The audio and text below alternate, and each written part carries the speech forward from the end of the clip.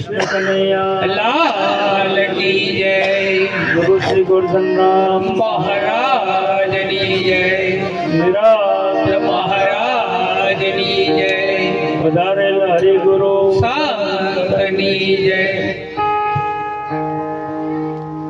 આ સવારામ બાપાનો મહિમા છે, ગુરુ મહિમા, પણ એની અંદર ગુરુ અને શિષ્ય બેની સમજણ આપેલી છે, એટલે ધ્યાનથી શબ્દને સાંભળજો અને સાંભળીને પછી એને અંતરમાં ઉતારવા જેવા છે. બોલીએ સદગુરુ મહારાજની જય. ગુરુ સમયોર કોઈ નહીં દાતા, ગુરુ સમયોર કોઈ નહીં દાતા. માત પિતા કે પુત્ર કે માતા, હે માતા પિતા કે પુત્ર કે ભ્રાતા. જો નિસદિન ગુરુ ચરણા છે, હે જો નિસદુર ગુરુ ચરણા છે. અભય દાન ગુરુ ફલમાં દે, હે અભય દાન ગુરુ ફલમાં દે. પારક ગુરુ મળે જો પૂરા, પારક ગુરુ મળે જો પૂરા. નિસદિન વરસે નુર માનોરા, નિસદિન વરસે નુર માનોરા. ગુરુ શિષ્ય દોઈ સાચા, ગુરુ શિષ્ય દો હોય સાચા. પ્રગટે પ્રેમ જ્યોત પ્રકાશા, પ્રગટે પ્રેમ જ્યોત પ્રકાશા. ગુરુ કો પામી ક્રોધી દેખે, ગુરુ કો પામી ક્રોધી દેખે. તાકો કર્તવ્ય જાય લેખે, તાકો કર્તવ્ય જાય લેખે. ગુરુ સાથે કોઈ પ્રેમ વધારે, ગુરુ સાથે કોઈ પ્રેમ વધારે. તે હરિજના હું પધારે, તે હરિજન હું પધારે. કાળ કલેશ કયાથી જાગે, કાળ કલેશ કયાથી જાગે. અનહદ ડંકા શૂન્યમાં વાગે, અનહદ ડંકા શૂન્યમાં વાગે. ગુરુ સંતોષી આંગણે લાવે, ગુરુ સંતોષી આંગણે લાવે. કોટી તીરથ ફળ ન પાવે, કોટી તીરથ ડોરે ફળ પાવે. ગુરુના ચરણા પૂજે કોઈ, ગુરુના ચરણા પૂજે કોઈ. હું મારો મટી જાય જોઈ, હું દેહ મારો મટી જાય જોઈ. ગુરુ ગુરુ જાપ મુખે બોલે, ગુરુ ગુરુ જાપ મુખેથી બોલે. અમારા ઘરના શૂન્યમાં ખોલે, અમર દ્વારના શૂન્યમાં ખોલે. વેદ પુરાણ પઢે જો કોઈ, વેદ પુરાણ પઢે જો કોઈ. તે ફળ ગુરુ પૂજાથી હોય, તે ફળ ગુરુ પૂજાથી હોય. ગુરુ પર લગની નિસદિન લાવે, ગુરુ પર લગની નિસદિન લાવે. તો છે તાન કાળ નજીક ન આવે, તો તે તન કાળ નજીક ન આવે. જાત વરણ કુળ ભેદ ન ભારે, જાત વરણ કુળ ભેદ ન ભાડે. ગુરુની પ્રતિમા આખર લગી સારે, ગુરુની પ્રતિમા આખર લગી ભાડે. શ્વાસો શ્વાસ સમરણ ગુરુ કેરો, સાથે સાથ સમાન ગુરુ કેરો. તો સહેજે મટે ભવ સાગર ફેરો, તો સહેજે મટે ભવ સાગર ફેરો. ગુરુ ડૂબે તો પૃથ્વી ગમે, ગુરુ તુફે તો પૃથ્વી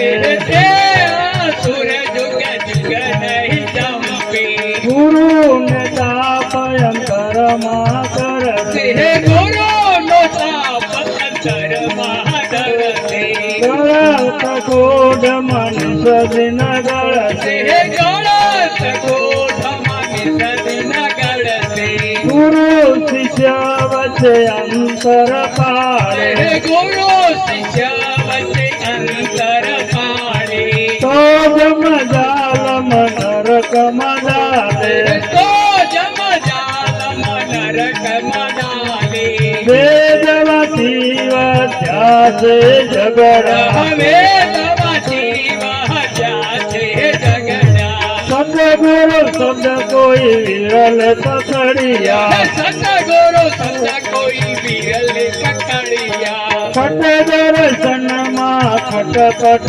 ચાલે હે ખટ દર્શનમાં ખટપટ ચાલે ગુરુ જાતન ગુરુ ગમાલે હે ગુરુ વિદ્યાને ગુરુ ગમનાલે અણલિંગી પદ સતગુરુ આપે હે અણલે હે પદ સતગુરુ આપે પ્રાણે તાપ મટે ગુરુ જાપે પ્રાણે તાપ મટે ગુરુ જાપે ગુરુ સમર કોઈ નહીં દાતા ગુરુ સમય ઓર કોઈ નહીં દાતા માત પિતા કે પુત્ર કે ભાતા માત પિતા કે પુત્ર કે ભ્રાતા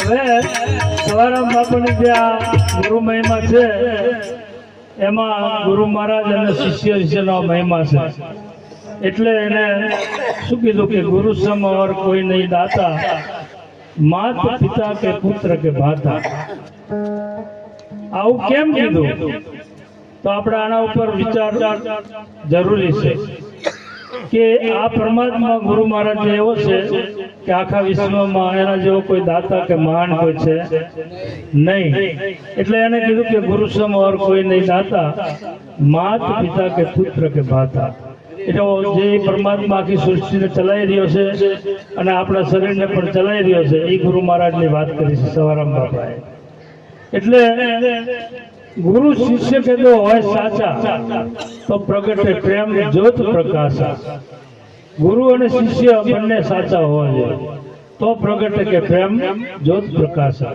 પછી આગળ વાત કરી કે ગુરુ કો જો કામી ક્રોધી દેખે એનું કર્તવ્ય જાય અલેખે એટલે ગુરુને આપણે આવા વિચારથી કોઈ દિવસ વિચારાય નહીં એવો આ મહિમા કહે છે હે એટલે આ સવારામ બાપાનો જે મહિમા છે એની મારી પર રેણી બતાવી છે એ રેણીમાં આપણે રહેવું પડે અને એ પ્રમાણે જો આપણે ચાલીએ તો ખરેખર બેડો પાર છે એમાં કોઈ શંકાનું સ્થાન નથી ગુરુના બે પ્રકાર છે એક સગુણ બ્રહ્મ અને એક નિર્ગુણ બ્રહ્મ સગુણ બ્રહ્મ છે જેની જોડેથી આપણે આ ઉપદેશ લઈ અને આ જ્ઞાનને આપણે જે સમજ્યા છીએ એ સગુણ બ્રહ્મ છે અને એની અંદર જે બોલી રહ્યો છે એ જ પાછો નિર્ગુણ બ્રહ્મ છે તો બહાર અને ભીતર એક જ નિરંતર એટલે કે એક જ છે બે છે નહીં હવે આ ગુરુ મહારાજની જેને જે ઓળખાણ થઈ જાય એનો બેડો પાર છે એવો આ ગુરુ મહિમા સવારામ બાપાનો છે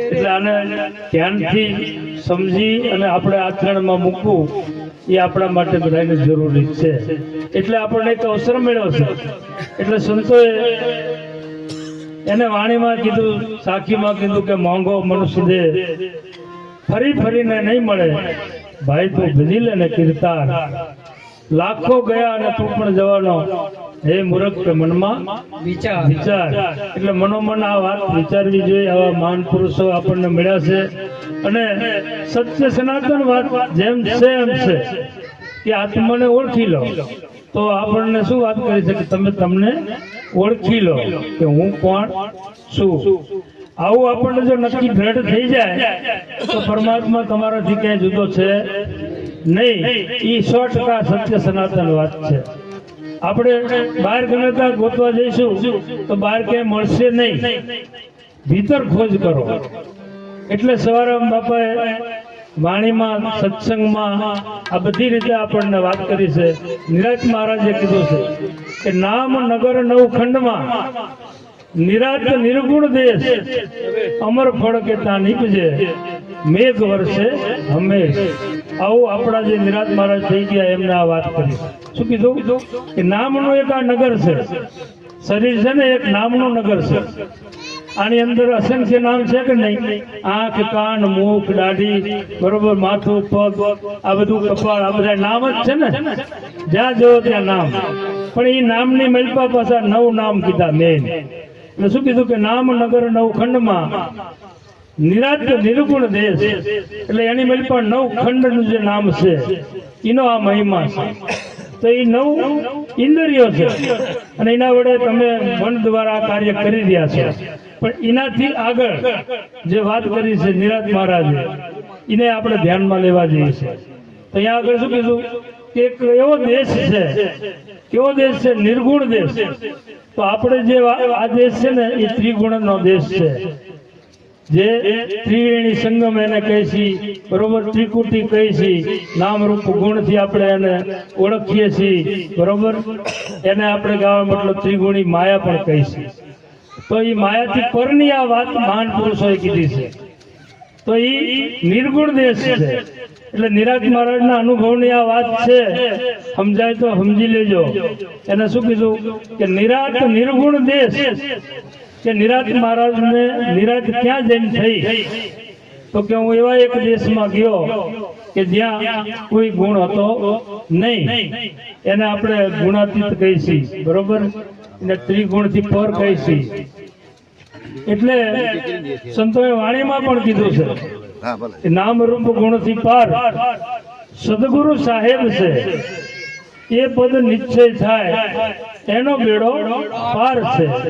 તો નામ, ગુણ અને રૂપ એનાથી પરની વાત કરી છે. તો આપણે આ વાતને જેમ જેમ સમજવી પડે. એટલે નિરાજ મહારાજે કીધું કે નિર્ગુણ દેશમાં નિરાજ થઈ. પછી આગળ વાત કરી કે અમર ફળતા નીપજે મેઘ વર્ષે હંમેશ. એટલે અમર ફળ એટલે આત્મા. તો આત્માની અનુભૂતિ ત્યાં આગળ તમે જાઓ ત્યારે તમને સાચી અનુભૂતિ થાય પોતાના સ્વસ્વરૂપની. એને આ આત્મજ્ઞાન કીધું છે.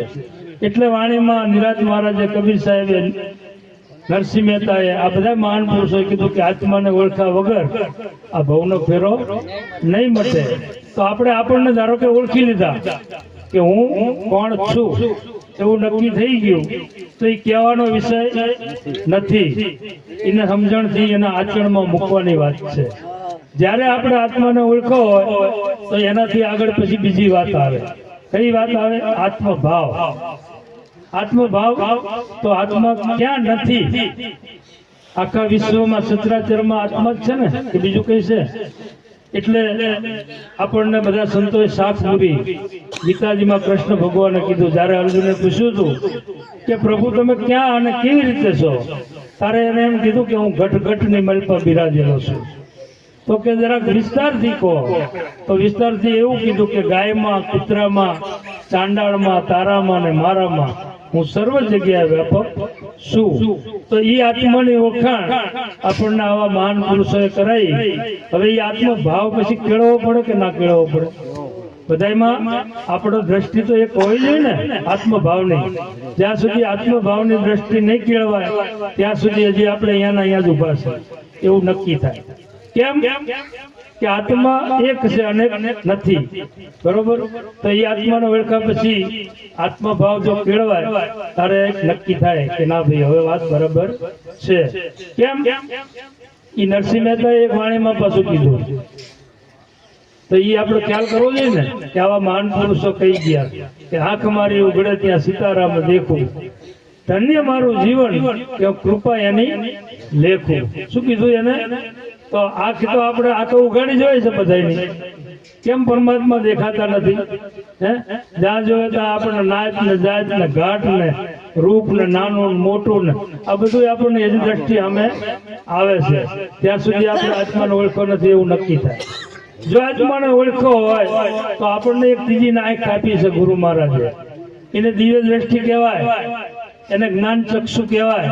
અને એ આંખ આવા સંતોએ ખોલી દીધી છે. એને આપણે જ્ઞાન ચક્ષુ કહીએ છીએ. શું કહીએ છીએ? જ્ઞાન ચક્ષુ. તો એ આંખ આપણી ખોલી દીધી છે, પણ એ આંખથી આપણે જોવી તો ને. અને નરસિંહ મહેતા તો એ આંખથી ઉપયોગ કરતા હતા. એટલે એને કીધું કે આંખ મારી ઉઘડે ત્યાં સીતારામ દેખું, ધન્ય મારું જીવન કે કૃપા એની લેખું. કોની? એના ગુરુ મહારાજ. એટલે એની ગુરુ મહારાજની એને કૃપા થઈ, એટલે એને હાથમાં ઓળખાણો. એટલે જ્યાં આમ આંખ ખોલે ને તારે એને બધી જગ્યાએ એના ગુરુ મહારાજના દર્શન થતા હતા. કોઈ અલગ અલગ ઘાટના કે રૂપના કે નાચના કે જાતના થતા નહોતા. એવી આ મહાન પુરુષોની આ વાતના મહિમા છે. એટલે આને સમજી અને એનું પાલન કરજો. પણ રેણી વગર ઘર દૂર છે, હો, એ ખ્યાલ કરી લેજો. બધાય માટે રેણી જરૂરી છે. અમારા માટે છે અને તમારા માટે છે. રેણી વગર આ ઘર પહોંચાય એવું છે નહીં. એટલે આવા સંતોની વાત ઉપર ધ્યાન આપી અને એના શબ્દનું પાલન કરી અને એ રીતે જીવન જીવવાની કોશિશ કરજો, તો 100% તમે તમારી મંજિલ સુધી પહોંચી જશો. બોલીએ સદગુરુ મહારાજ. મહારાજની જય.